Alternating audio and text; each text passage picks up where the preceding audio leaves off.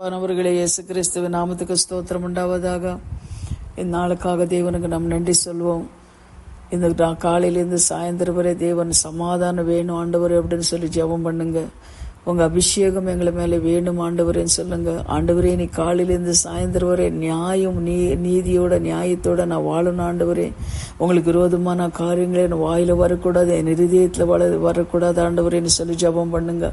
ஒப்பு கொடுங்க. காலையில அவருக்கு நன்றி சொல்றவங்களா இருங்க. கர்த்தர் இன்னைக்கு காலையிலிருந்து சாயந்தரம் வரை உங்க தேவைகள் எல்லாம் சந்திக்கிறவரா இருக்கிறார். இந்த உலகத்துல நம்ம வாழணும்னா பணக்காரங்களுக்கு தாங்க இங்க நியாயம் கிடைக்கும், ஏழைப்பட்டவங்களுக்கு நியாயம் கிடைக்காது. பணக்காரன் என்ன தவறு செய்தாலும் அவனுக்கு நியாயம் கிடைக்கும். ஏன்னா அவனுக்கிட்டே பணம் இருக்கிறது. அந்த பணம் கொடுத்து அவன் என்ன பண்ணுவான்னா அந்த நியாயம் திருப்பிடுவான்.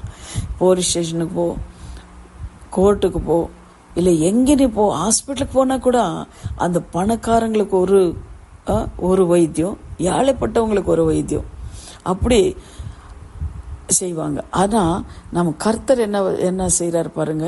சங்கீதம் 69:33 பாருங்க. கர்த்தர் எளியவர்களை விண்ணப்பத்தையே கேட்கிறார், கட்டுண்ட தம்முடையவர்களையை அவர் புறக்கணியார். கர்த்தர் என்ன பண்ணார்? எளியவர்கள் விண்ணப்பத்தை கேட்கிறார், யாழைப்பட்டவங்க விண்ணப்பத்தை அவர் கேட்கிறார். திக்கில்லாதவங்க, அனாதியா இருக்கிறவங்க கண்ணீர் அவரை பார்க்கவே மாட்டார். அது விதுவை பாருங்க. ஒரு விதுவை அது தன் மகனை மரித்து போனான்.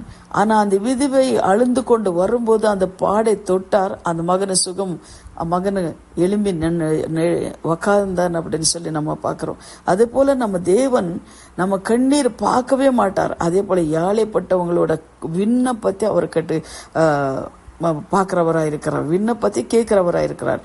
கட்டுண்ட தம்முடையவர்களை அவர் புறக்கணியார். கட்டுண்டவர்களை, ஒரு வியாதி என்று கட்டு, பாவம், சாபம், பின்னி சூன்யங்கள் என்ன கட்டுகள் இருந்தாலும் சரி, அவங்களை என்ன பண்ணாரு? புறக்கணிக்க மாட்டார். நீ எப்படிப்பட்ட வியாதியா இருந்தாலும் சரி, ஜனங்களை புறக்கணிப்பாங்க, ஆனா தேவன் உங்களை புறக்கணிக்க மாட்டார். நீ எந்த மாதிரி நிலைமையில இருந்தாலும் சரி, ஜனங்கள் உன்னை கேவலமா பேசுவாங்க, ஆனா தேவன் உங்களுக்கு கேவலமா பேச மாட்டார். அது எப்படிப்பட்டவங்களானாலும் சரி, கர்த்தர் பாதத்துல வரும்போது அப்பான்னு சொல்லி கூப்பிடும்போது அவங்க இறங்குறவரா இருக்கிறார். அன்பானவர்களே, இப்போ இந்த வசனத்தை எடுத்து நீங்க தியானிங்க.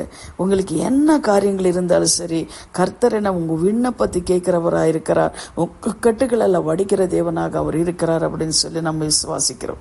அதே போல நீங்க சங்கீதம் 68:6 பாருங்க. தேவன் தனிமையானவர்களுக்கு வீடு வாசல் ஏற்படுத்தி கட்டுண்டவர்களை விடுதலை ஆக்குகின்றவர். தனிமையா இருக்கிறவங்களுக்கு வீடு வாசல் ஏற்படுத்தி கொடுக்கிற தேவனாக இருக்கிறார். கட்டுண்ட ஜனங்களுக்கு விடுதலை கொடுக்கறது தான். நீங்க பார்க்கும்போது நம் வாழ்க்கையில எவ்வளோ அற்புதங்கள், எவ்வளோ கட்டுகளை நாம் இருந்தோம், பாவத்தை நாம் இருந்தோம், சாபத்துல நாம் இருந்தோம், ஆனாலும் தேவன் நம்மள என்ன பண்ணார்? விடுதலை ஆக்கியிருக்கிறார். அன்பானவர்களே, அது போல இந்த வார்த்தைகளை சொல்லி நீங்க ஜெபம் பண்ணுங்க.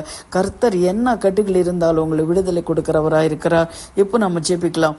எங்களை அதிகமாய் நேசிக்கிற பரலோக பிதாவே, சர்வ வல்லமுள்ள தேவாதி தேவனே, இது வானத்தையும் பூமி சிருஷ்டித்த என் தகப்பனே, வானம் என்னோட சிங்காசனம், பூமி என்னோட பாதபடின்னு சொன்ன தேவாதி தேவனே, கர்த்தாவே இந்த பூமியில ஆண்டவரே எளியவர்கள் விண்ணப்பத்தை கேட்கிற தேவனாய் இருக்கிறீர். கட்டுண்டா தம்முடையவர்களை அப்பா புறக்கணியாம இருக்கிற தேவனாயிருக்கிறீர் சுவாமி. அப்பா, யார் கர்த்தாவே ஆண்டவரே, அப்பா எளியவர்கள் கர்த்தாவே, என்கிட்ட காசு இல்லை, பணம் இல்லை ஆண்டவரே, எனக்கு இந்த மாதிரி வியாதி இருக்கிறது, கஷ்டத்தோட இருக்கிறேன், கண்ணீரோட இருக்கிறேன், வேலை இல்லாம இருக்கிறேன், என் பிள்ளைங்களுக்கு இப்படி வியாதி இருக்கிறது தேவனே அப்படின்னு சொல்லி யார் கர்த்தாவே உங்களை கூப்பிடுறாங்களோ உங்களுக்கு என் தேவநீர் விடுதலை கொடுங்க சுவாமி. அப்பா தகப்பனே ஆண்டவர், எந்த காரியங்களை சிக்கி கொண்டு இருக்கிறாங்களோ அப்பா தேவனே, அந்த காரியங்களை தேவநீர் விடுதலை கொடுங்கப்பா. என்னென்ன காரியங்கள் இருந்தாலும் சரி சுவாமி, ஐயாழைப்பட்டவன் கர்த்தாவே, எனக்கு நியாயம் கிடைக்கல, போலீஸ் ஸ்டேஷனுக்கு போனேன், கோர்ட்டுக்கு போனேன், அதிகாரிகளுக்கிட்டே நான் போனேன், எனக்கு நியாயம் கிடைக்கலன்னு சொல்லி கர்த்தாவே யார் ஆண்டவரே உங்களை நோக்கி கூப்பிட்டு கொண்டு இருக்கிறாங்களோ அவங்களுக்கு தேவன் இறங்கி கர்த்தா அவங்களுக்கு விடுதலை கொடுங்க சுவாமி. ஏசையா ஸ்தோத்திரம், இயேசுவின் நாமத்தினாலே பிதாவே, ஆமேன் ஆமேன். God bless you. அன்பானவர்களே, ஜெபம் பண்ணுங்க. கர்த்தர் உங்களை ஆசீர்வதிக்கிறார். ஆமேன்.